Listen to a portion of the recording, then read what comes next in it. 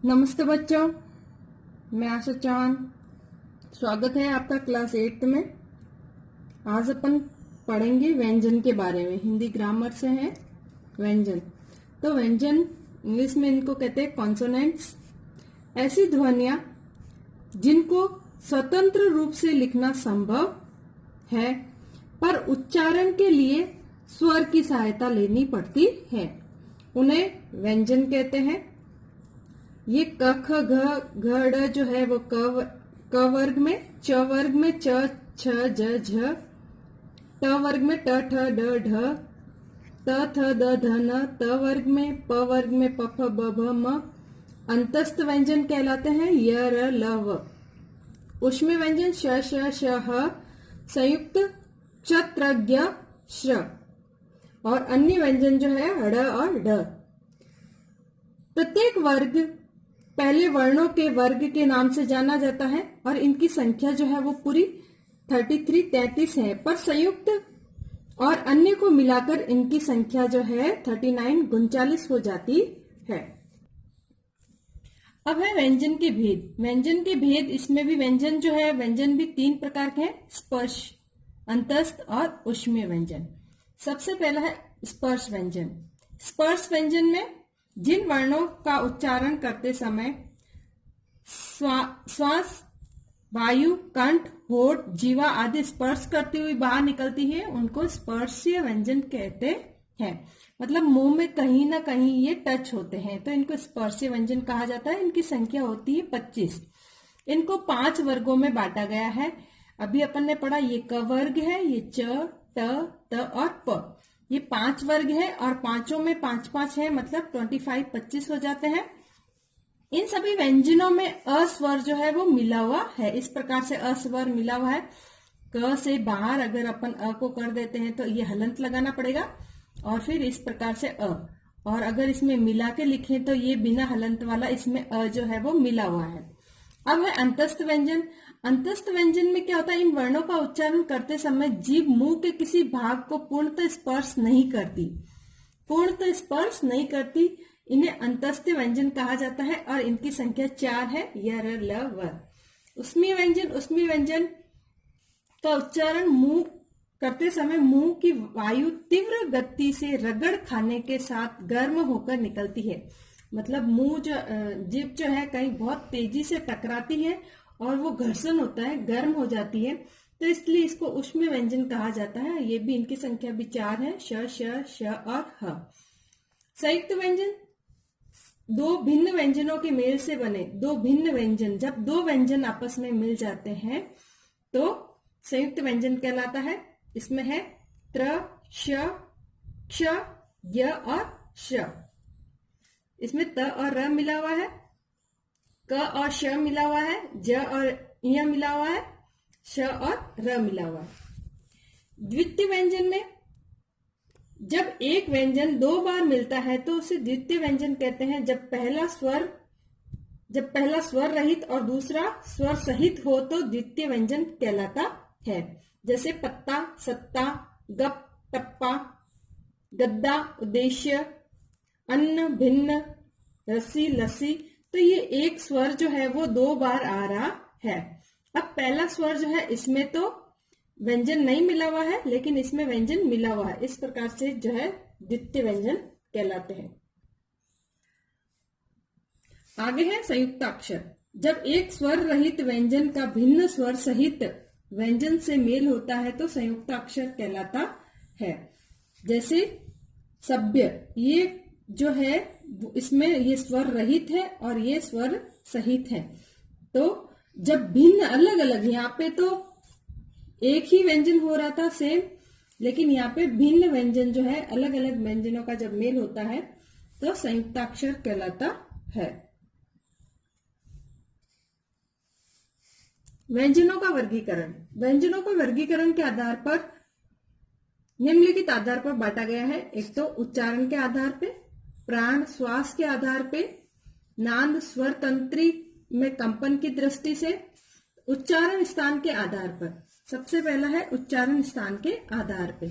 तो स्वर व्यंजनों का उच्चारण मुख के विभिन्न अवयवों जीवा, कंठ, स्वर तंत्र, तालु, मूर्धा, दंत, ओष्ठ, नाक आदि की सहायता से किया जाता है, जिनका उच्चारण मुंह और नाक से होता है। अंग, ये 5 व्यंजन है, इसका जो है उच्चारण नासकीय नाक से होता है, नाक और मुंह से होता है। दंतीय व्यंजन, इनका उच्चारण दांतों ऊपर के दांतों पर जीभ लगने से होता है। यह है त, थ, द, ध, ल और स। मूर्धन्य, जिनका उच्चारण मूर्धा के तालु के मूर्धा मुख के ऊपरी भाग से होता है। री, ट, ठ, ड, ढ और र और श। अब है तालव्य व्यंजन, जिनका उच्चारण तालु से होता है। ई, ई, च, छ, ज, झ, य, श, ये सब तालव्य व्यंजन है। कंठीय व्यंजन, जिनका उच्चारण कंठ से होता है। अ, आ, अह, क, ख, ग, घ, ह, ये सब जो है वो कंठीय व्यंजन कहलाएगी। इनका उच्चारण करते समय जीवा जो है वो कंठ पे स्पर्श करती है। दंतोष्ठ, जिसका उच्चारण निचले होठों के साथ दांतों के मिलने से होता है, और वह है ब, व और फ। ओष्ठ्य, जिनका उच्चारण दोनों होठों की सहायता से होता है। उ, ऊ, प, फ, ब, भ, ये सारे जो है ओष्ठ्य व्यंजन कहलाते हैं।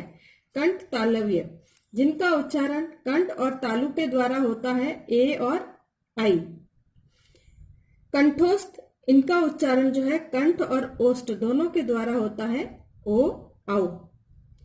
प्राण, सांस के आधार पर उच्चारण करते समय सांस की मात्रा एक से नहीं निकलती। किसी अक्षर को बोलने में कम तो किसी अक्षर को बोलने में अधिक श्वास लगती है। इस आधार पर व्यंजनों को 2 भेदों में बांटा गया है। एक तो है अल्प प्राण, दूसरा है महाप्राण।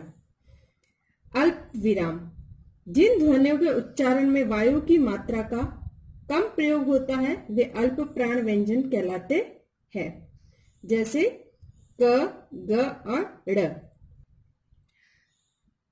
अल्प प्राण में आगे च, ज, य, ट, ठ, ण, ड़, त, द, न, प, ब, म, य, र, ल, व।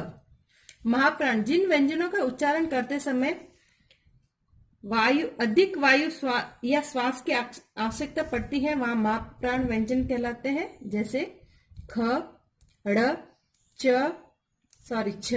झ, ट, ढ, ड़, त, ध, फ, भ, श, ह। इन सबको बोलने में जो है ज्यादा सांस की आवश्यकता होती है, तो ये महाप्राण कहलाते हैं। अब है नाद, स्वर तंत्र में कंपन की दृष्टि से वर्णों के भेद। उच्चारण के समय स्वर तंत्र में कंपन के आधार पर हिंदी वर्णमाला के 2 वर्ग बनते हैं। सघोष, जिन ध्वनियों के उच्चारण में स्वर यंत्रिका में कंपन होता है सघोष कहते हैं। सघोष वर्ण है अ, आ, स्वर में अ, आ, ई, उ, री, ए, ऐ, ओ, औ और औ। व्यंजन में है ग, घ, ञ, झ, झ, अंग, ड़, ढ, ण, द, ध, न, ब, भ, म, ड़, ढ, य, र, ल, व। ये जो है इसमें स्वर तंत्री में कंपन होता है। अपन जब बोलते हैं तो अपने गले में एक कंपन सा मतलब महसूस होता है। और अघोष में जिन ध्वनियों के उच्चारण में स्वर तंत्री में कंपन नहीं होता है अघोष कहते हैं। अघोष वर्ण जो है स्पर्शी व्यंजन के प्रत्येक वर्ग का पहला और दूसरा और उसमें व्यंजन इसमें जो है आते हैं। क, ख, च, छ, ट, ठ, त, थ, प, फ, श और श। वर्ण विच्छेद। अब देखो वर्ण विच्छेद क्या होता है। शब्दों का निर्माण वर्णों के सार्थक मेल से होता है।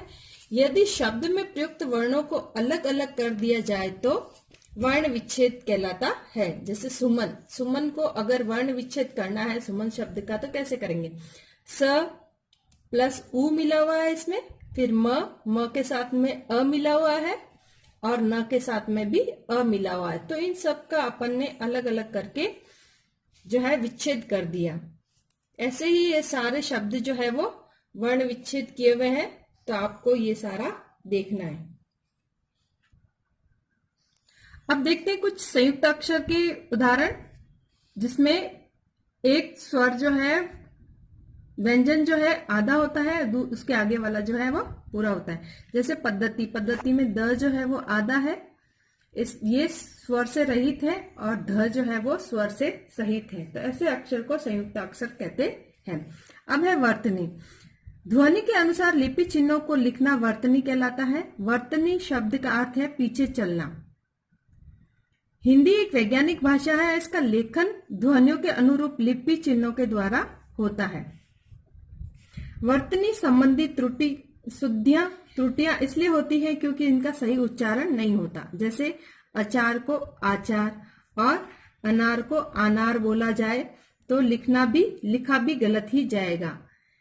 भारत विभिन्न भाषाओं का देश है। यहाँ पे कोस कोस पर पानी बदले 2.5 कोस पर बाणी की कहावत प्रचलित है। प्रांतीय भाषाओं का प्रभाव यहाँ पर बोली जाने वाली हिंदी पर भी पड़ता है। अतः हम कह सकते हैं कि ध्वनियों के अनुसार आए चिन्हों को वर्तनी कहते हैं। अब है बलाघात।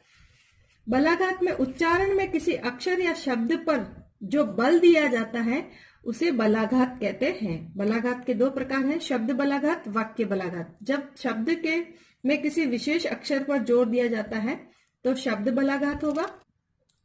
जब वाक्य में किसी शब्द विशेष पर जोर दिया जाता है तो वो वाक्य बलाघात कहते हैं। वाक्य में बलाघात से अर्थ में परिवर्तन हो जाता है। ठीक है बच्चों, आज के लिए इतना ही, मिलते हैं आगे। ओके।